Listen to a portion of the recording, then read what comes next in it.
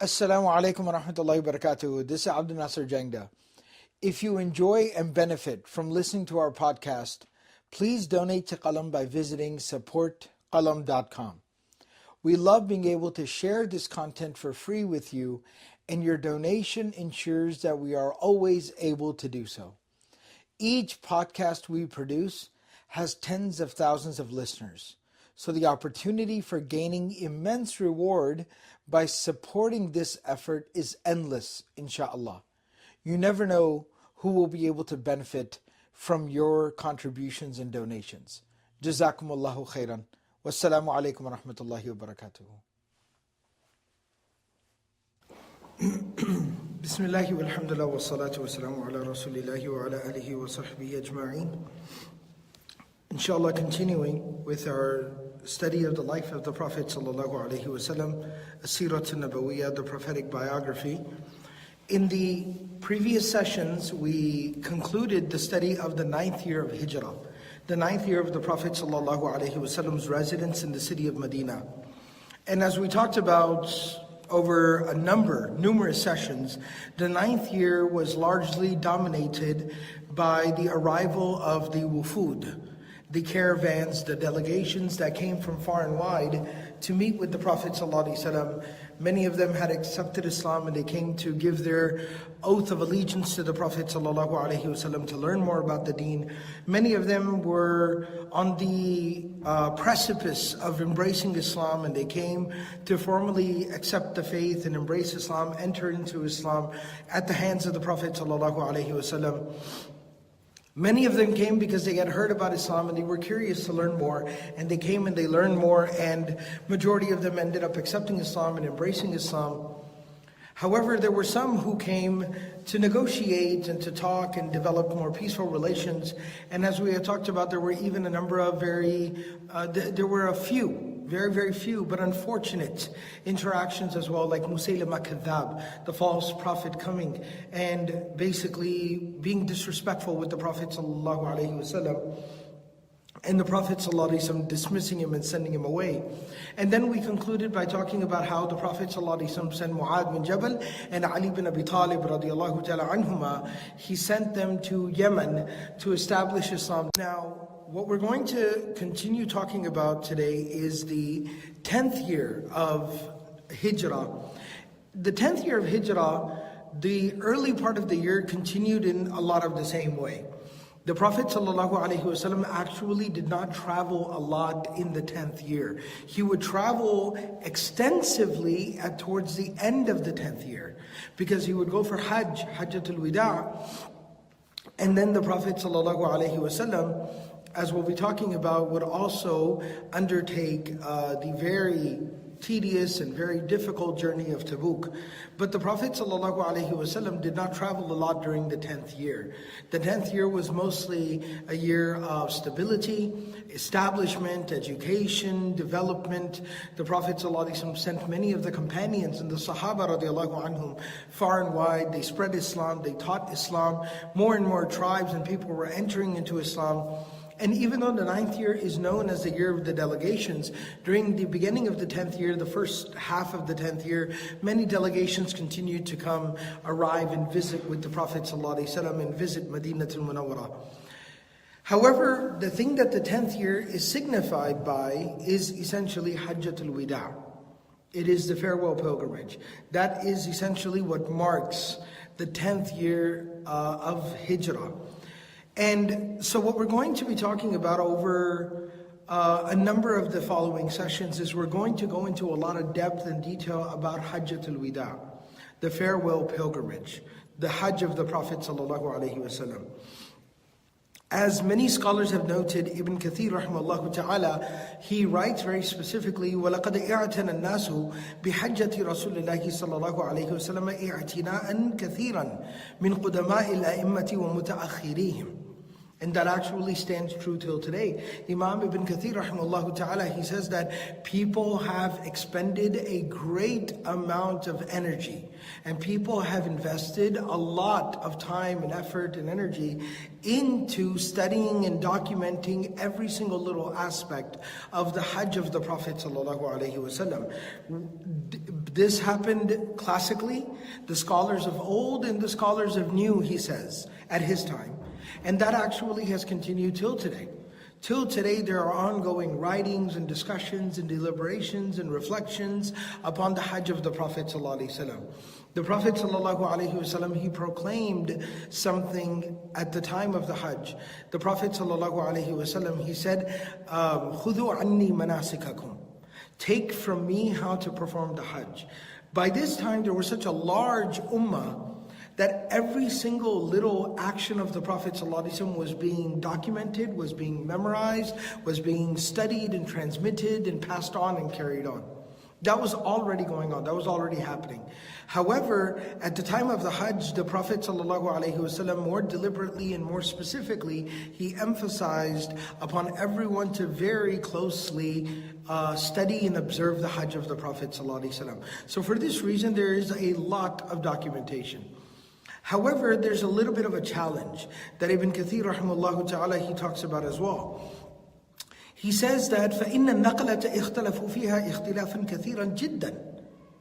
He says, however, because of human nature and the fact that we as human beings have a limited viewpoint, right? I mean, just physically even speaking in terms of the senses, the hassas of the human being, we only have a certain amount of peripheral vision. We can only see a certain amount of distance in front of us. We can only observe what's happening immediately around us.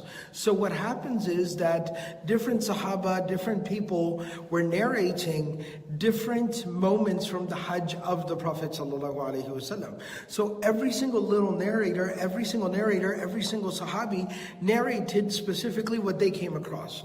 So what you end up having is you have a lot of narrations. Literally, it's not an exaggeration to say you have hundreds, maybe thousands of narrations, just simply about the Hajj of the Prophet ﷺ, documenting and noting different components and parts of the Hajj. But the challenge of many of the scholars, similar to Ibn Kathir rahimahullah ta'ala, is that they basically brought all these different narrations together and basically what they attempted to do and what they were successful in doing was constructing an entire narrative through all these different narrations, the different pieces of information that they get from different people and different individuals. So inshallah, what we'll be doing is we'll basically be going through this narration and all the documentation, all the observation of the Hajj of the Prophet ﷺ. And the hope is that, over a number of weeks we go through different parts and components of the Hajj. Now, a lot of times, in the community, I myself have done this a number of times. Whenever the season of Hajj is coming up, we'll have a lecture about Hajj, we'll have seminars about Hajj. And so some of those lectures will be about Hajjatul Wida. And so what we'll do is we'll go through the Hajjatul Wida, 30 minutes, 45 minutes, an hour and a half, we'll cover the Hajj. But again, what usually happens at that point is you're kind of summarizing and you're going over certain main components and the highlights of the Hajj. With us here in these particular sessions, because we have the luxury of time and we're not really in a rush to kind of get through everything, we'll be going into a little bit more nuance, a little bit more detail, not getting bogged down into technical discussions. I'll get to that in just a moment, but we'll be able to go into more detail and study different parts of it. My intent here today is to basically cover the preparation of the Prophet ﷺ for Hajj, the departure from the city of Medina, the journey to Mecca, the arrival in Mecca, and then if time allows, time permits, we'll see potentially the Umrah of the Prophet ﷺ, because he did an Umrah before his Hajj. And so we'll see if we have time to cover the Umrah or not. There's a lot of detail in regards to that particular Umrah, but nevertheless, we'll cover kind of the pre-Hajj portion today. Then we'll cover the Umrah, and then the days leading up to the Hajj that the Prophet ﷺ stayed in the Meccan region, which is also very interesting and fascinating. Many people are not aware of how the Prophet ﷺ spent those days.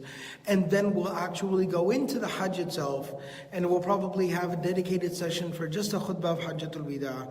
And then we'll talk about the post-Hajj, and then the Prophet ﷺ's journey back to the city of Medina. So we'll go ahead and get started with this. The Prophet ﷺ, in this particular year, we've talked about this previously, there was one Hajj, valid Islamic Hajj, that was done before this Hajj.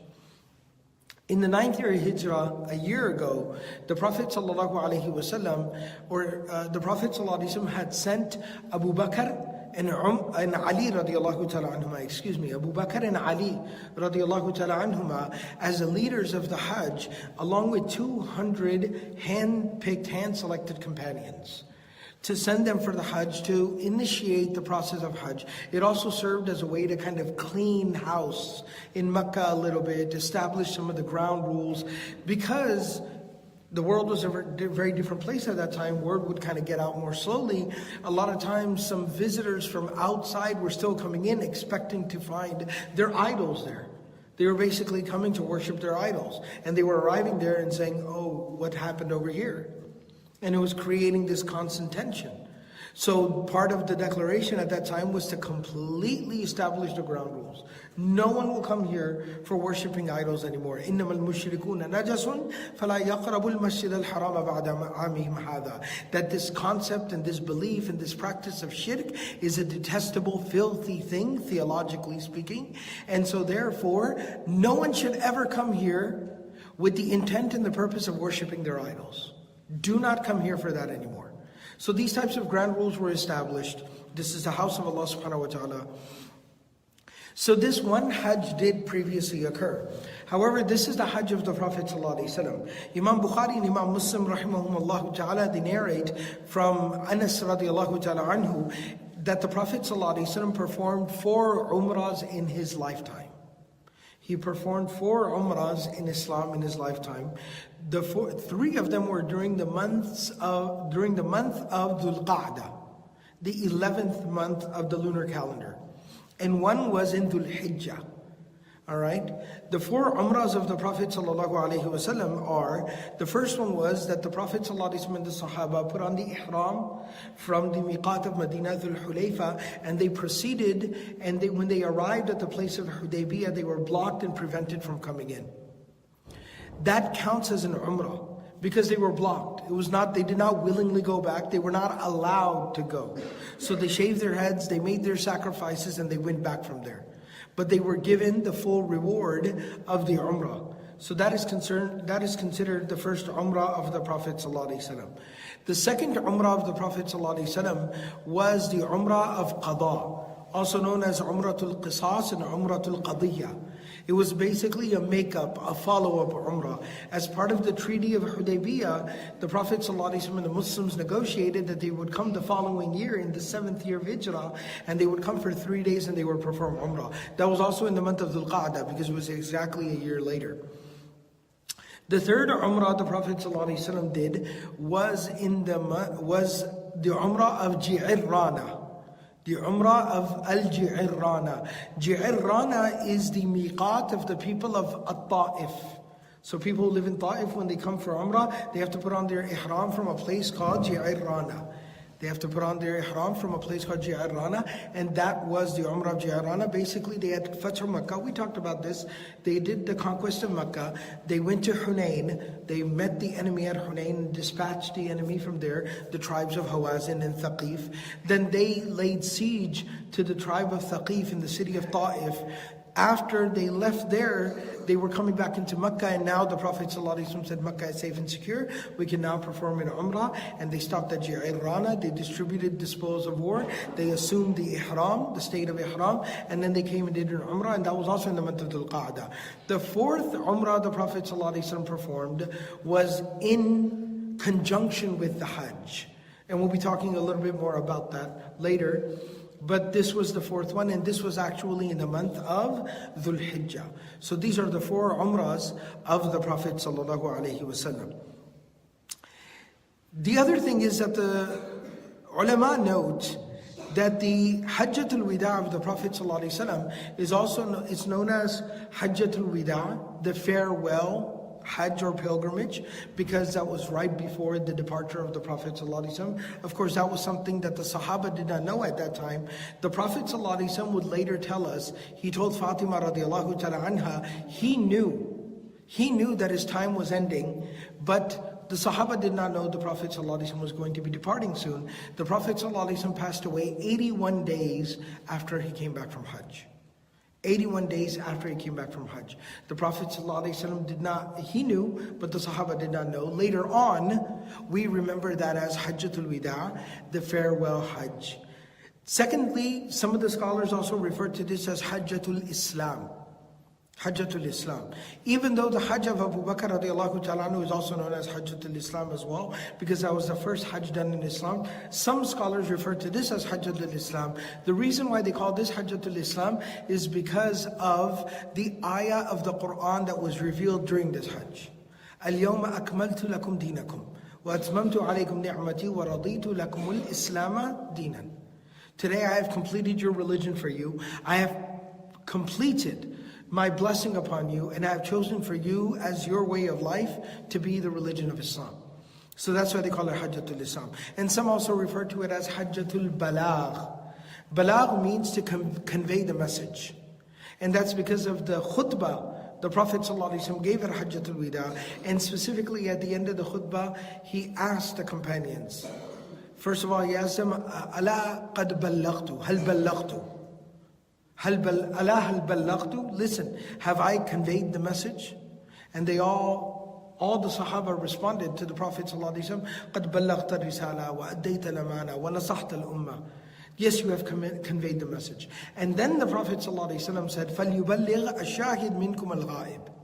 Let every single one of you that receives this message take it to those who have not received this message.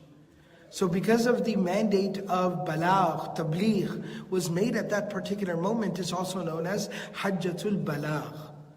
The Hajj where the message was conveyed or communicated. So this is a little bit about just the introduction to the Hajj. Now, to talk about the Hajj itself, this particular journey, the Prophet ﷺ, he announced prior to this that he would be performing Hajj this year.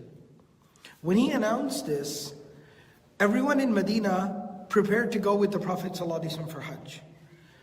People around the city of Medina, a lot of the Bedouins that lived around there that had become Muslim, they prepared to go with the Prophet ﷺ. And many other people that lived north of Medina, they also wanted to go with the Prophet ﷺ for Hajj. They wanted to travel with him in his qafila, in his caravan. And so people started arriving into the city of Medina. Aisha radiallahu ta'ala anha, she narrates, Abdullah bin Abbas, Anas ibn Malik, Jabir ibn Abdullah, many narrate this, but Aisha radiallahu ta'ala anha, she particularly narrates that the Prophet sallallahu alaihi wasallam departed from the city of Medina on the 24th of Dhul Qa'dah. On the 24th of Dhul Qa'dah. 5 days remained in the month of Dhul Qa'dah. لِخَمْسٍ بَقِينَ مِنْ Dhul Qa'dah. So on the 24th, that was a month of 29 days that year. So on the 24th day, the Prophet ﷺ departed. And on the day the Prophet ﷺ departed from Dhul Qa'dah, from Medina, Al-Madinah Al-Munawwara, 30,000 people traveled with the Prophet ﷺ. The Prophet ﷺ's Hajj group was 30,000 people. All right? Because again, imagine, if you could go with the Prophet ﷺ, then why wouldn't you? All right? So 30,000 people went with the Prophet ﷺ. The Prophet ﷺ prayed Salatul Dhuhr in Medina. Because of the size of the group, usually the Prophet ﷺ was fond of leaving a little bit earlier in the day, in the morning time. That day they prayed Dhuhr in Al-Madinah Al-Munawwara, in Al-Masjid Al-Nabawi Al-Sharif. They prayed in the Masjid of the Prophet ﷺ, Salatul Dhuhr. After praying Salatul Dhuhr in Medina, they departed and they reached Dhul Hulayfa, because Dhul Hulayfa is not very far outside of Medina. They reached Dhul Hulayfa and they prayed Salat al-Asr in Dhul Hulayfa, as is narrated by a number of the companions and the Sahaba radiallahu ta'ala anhum. And the Prophet ﷺ, when he prayed at Dhul Hulayfa, he led the prayer Asr 2 rakahs, because they were travelers now. They had left the city limits of Medina, and they prayed 2 rakahs of Salat al-Asr at the place of Dhul Hulayfa. Then they prayed Maghrib there, Isha there, and they spent the night at Dhul Hulayfa. In the morning time, they prayed Salat al-Fajr. The Prophet ﷺ told the Sahaba to start making preparations and getting ready. Once again, because of the sheer size of the group, it took so much time for everyone to get ready. They ended up praying Salat al-Dhuhr at Dhul Hulayfa, and then they departed. Aisha radiallahu ta'ala anha, Abdullah bin Abbas radiallahu ta'ala anhuma, he narrates in the hadith of Bukhari that when the Prophet ﷺ left Medina on that day, on the 24th of Dhul Qa'dah, the Prophet ﷺ, he got ready. He took a ghusl, he took a bath, cleansed himself. The Prophet ﷺ, he combed and brushed his hair. He applied oil in his hair and combed and brushed his hair and his beard. The Prophet ﷺ put on a nice pair of clothes, his izar, which is kind of like the lower garment, like a wrap, lungi, or different things, different languages, but a wrap around the lower body. He put the izar on, and then the Prophet ﷺ wore a rida, kind of like a shawl, like took a sheet and draped it over his shoulders. And in that particular state and condition, the Prophet ﷺ proceeded to the place of Dhul Hulayfa. As I mentioned before, they spent the night there at Dhul Hulayfa. In the morning time, the Prophet ﷺ, Aisha radiallahu ta'ala anha, she narrates that the Prophet ﷺ that morning, he took again a bath of purification, just a ghusl. He cleansed himself.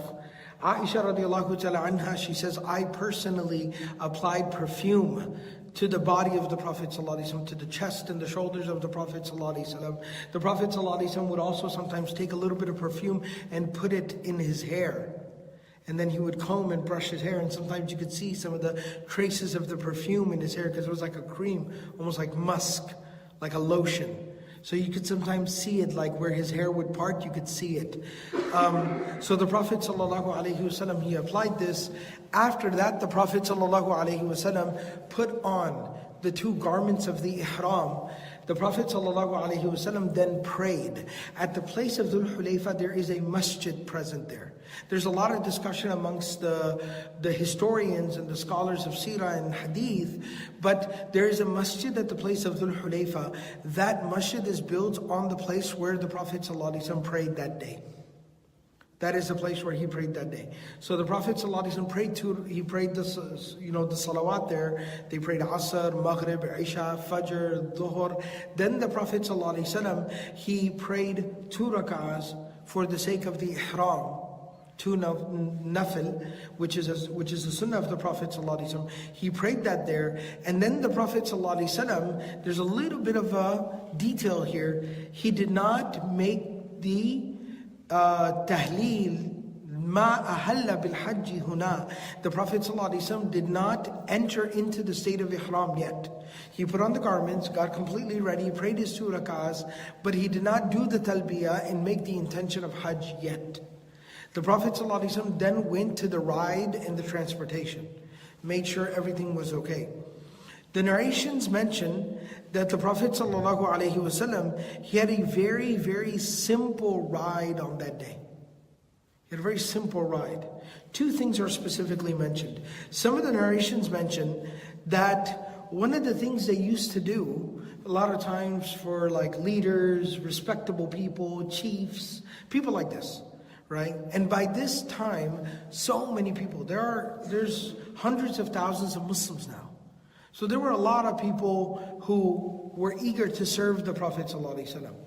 So what they would do a lot of times for like honorable people is that they would construct kind of a seat or a cushion on the back of the camel. And they would strap that on there so that the person could sit a little bit more comfortably, recline, relax, so on and so forth. The Prophet ﷺ refused anything like this. The Prophet ﷺ found a sheet, qatifa. There was a sheet, a shawl, and he put that shawl on the back of the animal. The narration mentions from Anas radiallahu ta'ala anhu that that shawl the Prophet ﷺ put on the back of the camel was worth 4 dirahim. 4 dirahim. That'd be like $10, $10. Very, very simple, like a sheet, a bed sheet. He put the bed sheet or a simple shawl on the back of the animal.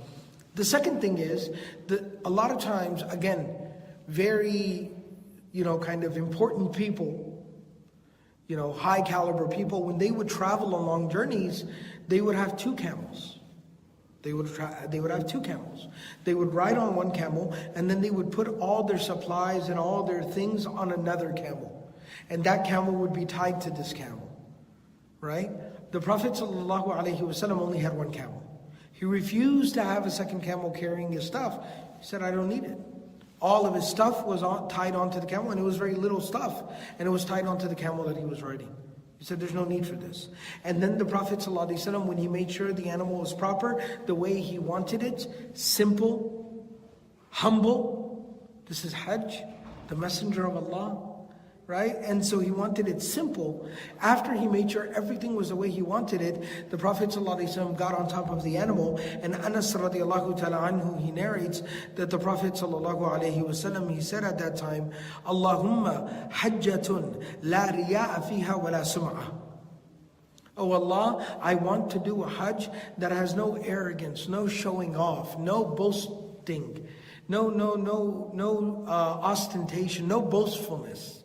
I want to do a simple, humble Hajj in service of you, O Allah. And this is how the Prophet ﷺ got onto the animal and began to depart from here. Some of the narrations mention very specifically that the camel the Prophet ﷺ rode in Hajj was the same camel that he rode into Medina on the day he arrived in Medina. It was a camel the Prophet ﷺ had named. He named his animals. The Prophet ﷺ named that camel Qaswa. That it was the same camel the Prophet ﷺ was riding. After he got onto the animal, one very beautiful narration from one Sahabi who says, Absartu aynaya, I saw with my own eyes the Prophet ﷺ performing Hajj. He says that there were so many new people, new to Islam, that when the Prophet ﷺ put on the ihram and he got onto the animal, people started pointing at the Prophet ﷺ and they started saying, Hada Rasulullah, Hada Rasulullah. They're so excited. Hada Rasulullah, Hada Rasulullah. Right? And at that time, the narration says that the Prophet ﷺ sat up on the animal and now he made the intention of Hajj. Now he made the intention of Hajj when sitting on the animal. One little, a benefit, a nugget, a benefit that is derived from this is the fact that the Prophet ﷺ kind of was teaching us through his example that you should be very sure that when you make the intention of Hajj that you will actually be departing. Make the intention of the actual Hajj as you are departing, to make sure that no delay will happen after that. Because you don't want to delay, you don't want to just be sitting around in ihram. Unless it can't be avoided, right? Sometimes it can't be avoided. When you arrive for Hajj, and if you have the blessing of going to Hajj and arriving in Jeddah, then you probably will be there for a very, very long time, right? Hajj is a blessing. So even when you arrive in Jeddah for Hajj, it's still a blessing. It's just a 12-hour long blessing at the airport of Jeddah. So even when that happens, now you're already in ihram because you have to be in ihram before you arrive in Jeddah. So that's okay, but that's a delay that is out of your hands. But you should just make sure that if you can be kind of a little bit, be a little bit more particular, then delaying the intention of the ihram is better rather than make the intention too quickly and then a delay happens and then you might end up violating the state of ihram, which is not a good thing. All right? So in this particular condition and state, now they start departing from Dhul Hulayfa, the miqat of the people of Medina, and they start departing from here after having prayed Dhuhr here. One little point that Ibn Kathir rahimahullah ta'ala, he makes very particularly, he says that there is a kind of a Muslim myth. There's a misunderstanding. Some people are under the impression, there's a popular notion that the Prophet ﷺ did Hajj and he did all of his Umrahs on foot. He walked from Medina to Mecca for Hajj. He says that there's some type of popular notion like this. He says no, it's not established in a single place.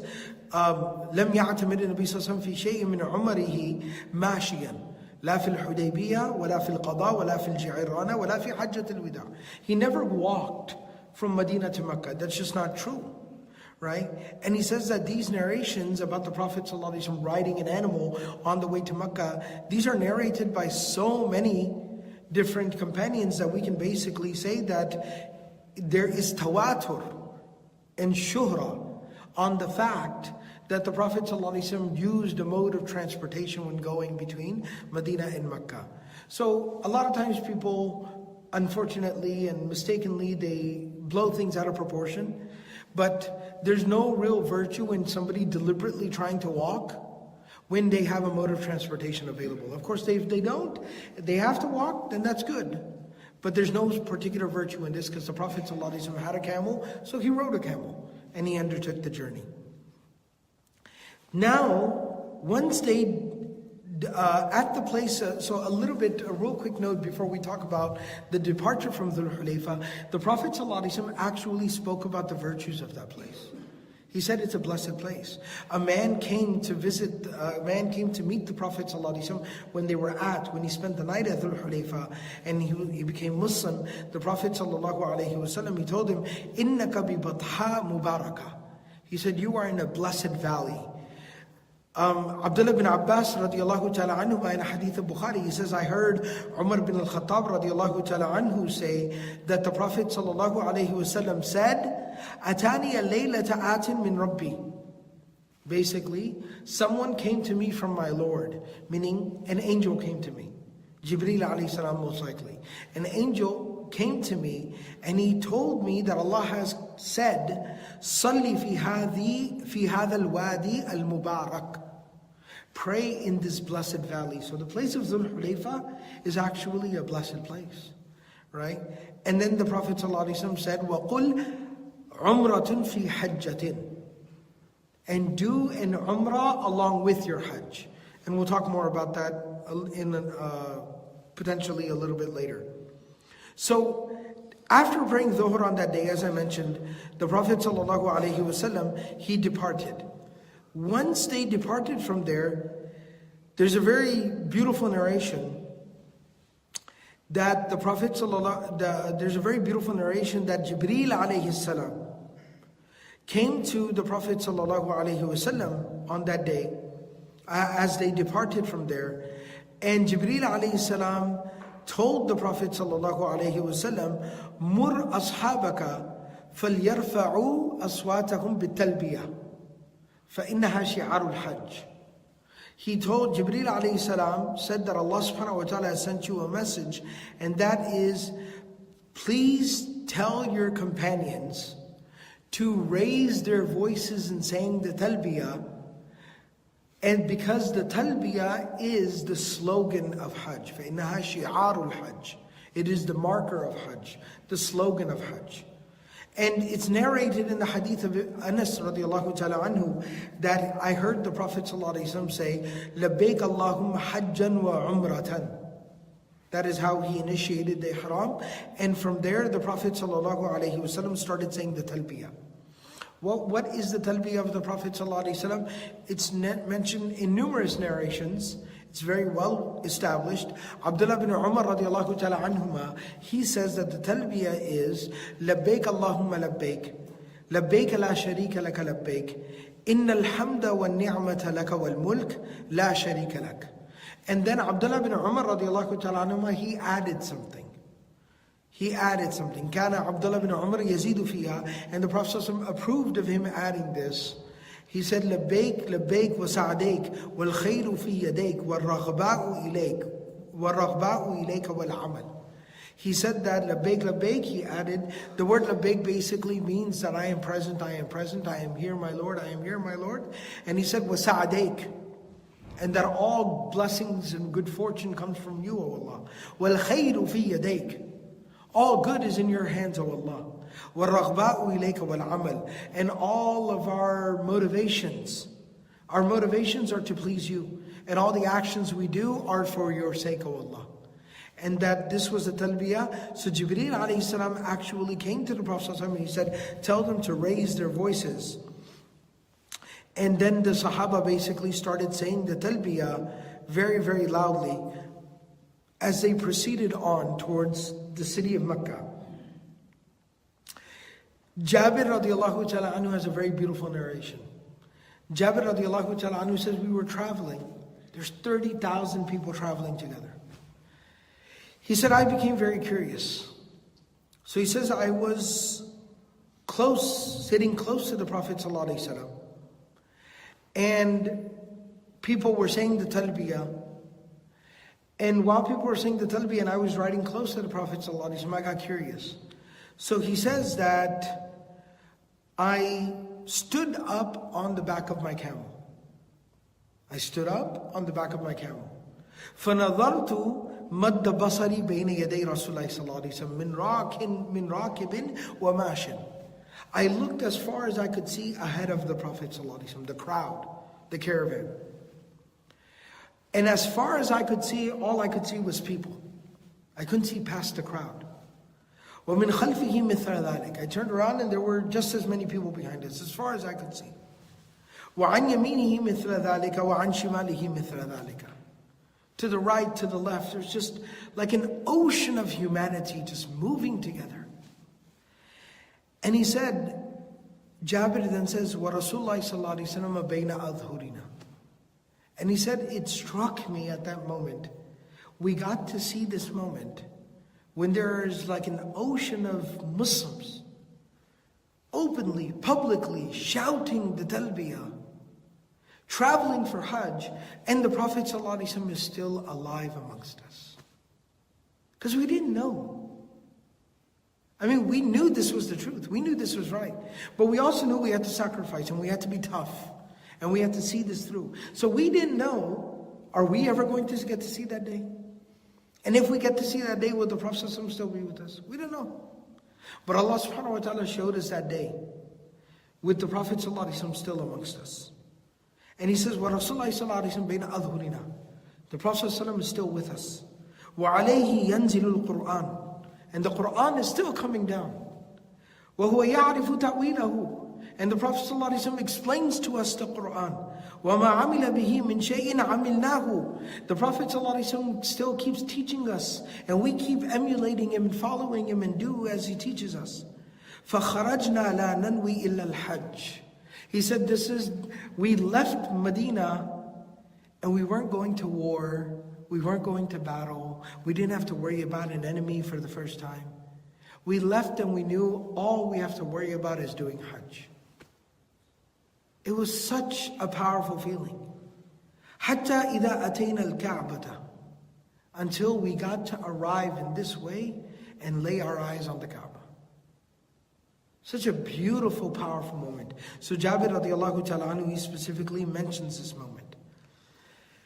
Now, when they arrived near the city of Mecca, the Prophet sallallahu alaihi wasallam, his habit was, Abdullah ibn Umar radiallahu ta'ala anhu, he says in a hadith of Sahih Muslim, كَانَ لَا يَقْدَمُ مَكَّةَ إِلَّا بَاتَ بِذِي طُوَى.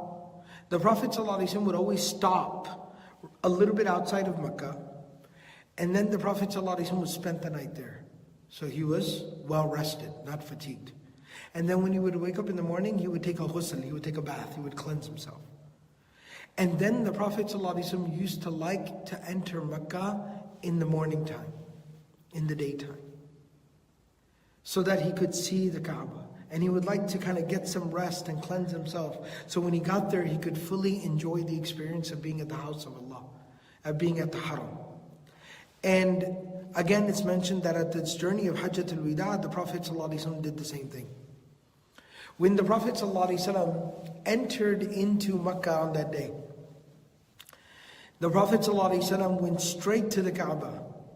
And it's narrated that whenever the Prophet ﷺ would lay eyes on the Kaaba, كَانَ إِذَا رَأَى الْبَيْتَ رَفَعَ يَدَيْهِ, he would lift his hands up. وَقَالَ اللَّهُمَّ زِدْ هَذَا الْبَيْتَ تَشْرِيفًا وَتَعْظِيمًا وَتَكْرِيمًا وَمَحَابَةً.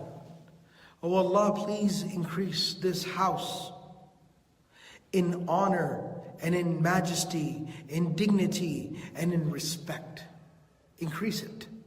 Meaning, increase the respect that the people have for the house of Allah subhanahu wa ta'ala. وَزِدْ مِنْ شَرَفِهِ وَكَرَمِهِ مِمَّنْ حَجَّهُ وَاعْتَمَرَهُ تَشْرِيفًا وَتَكْرِيمًا وَتَعْظِيمًا وَبِرًّا. And anyone who comes and does Hajj or Umrah here, and they do their Hajj and Umrah honorably, in a dignified way, in a respectable way, and in a pious way, birran, and in a pious way. Oh Allah, whoever does Hajj or Umrah in this way, in a very respectable, pious, good way, increase that person in honor and dignity as well. Meaning anyone who shows respect to the Kaaba, increase that person in their dignity and their honor. Another narration, the Prophet ﷺ, when he would enter into Makkah and he would see the house of Allah subhanahu wa ta'ala, Al-Ka'bah Sharifa, he would raise his hands, he would say, Allahu Akbar.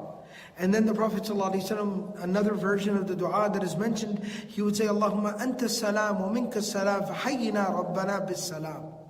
Oh Allah, you are the grantor of peace and tranquility. From you comes peace. And oh Allah, our Lord and our Master, greet us with peace and tranquility. Meaning, as we have come here, allow us to receive peace and tranquility on our journey here. So the Prophet ﷺ made dua in this particular way. And then the Prophet ﷺ, he started the actual Umrah. After he would arrive there, he would lay eyes on the Kaaba, he raised his hands, he made dua. Then the Prophet ﷺ began the actual performance of the Umrah itself. We'll go ahead and stop here and pause here, inshallah, and we'll continue on from here. In the next session, we'll talk about the Umrah of the Prophet ﷺ, exactly how he did it and what he advised and what he taught us during that particular Umrah, the procedure of that Umrah. And then we'll talk about the conclusion of the Umrah, and then we'll also talk about what kind of a Hajj the Prophet ﷺ did. Because when we talk about the Umrah, we'll talk a little bit about, not too much, we'll talk a little bit about what kind of a Hajj he performed. There are different types of Hajj. And then of course we'll talk about how the Prophet ﷺ, there were about 4 to 5 days. There were like 5 days and 4 nights between the Umrah of the Prophet ﷺ and the start of Hajj. How, where did he spend those 4 to 5 days? We'll talk about that as well. The last thing I wanted to just mention here is that in talking about the Hajj of the Prophet ﷺ, Hajjatul Wida, while we'll talk about what the Prophet ﷺ did, I don't want the conversation to become too technical and fiqh based. What are the different procedures? What are the different rulings? That's kind of that requires a lesson of its own type and its own kind. So I'm not going to get into this here, because the objective here is more so to just know exactly what the actions of the Prophet ﷺ were, what he did, and to learn from those particular actions and to know more about the Prophet ﷺ. That's the objective here. So we'll stick to the narrative and we'll leave a lot of the technical details, but we will touch on some things because they are a part of the narrative. May Allah subhanahu wa ta'ala grant us the ability to practice everything that was said and heard, and may Allah subhanahu wa ta'ala invite us all and accept us all to come and perform Umrah and Hajj as well. Subhanallah bihamdihi, subhanakallah bihamdik, nashhadu an la ilaha illa anta, nastaghfiruka wa natubu ilayk. Please, please.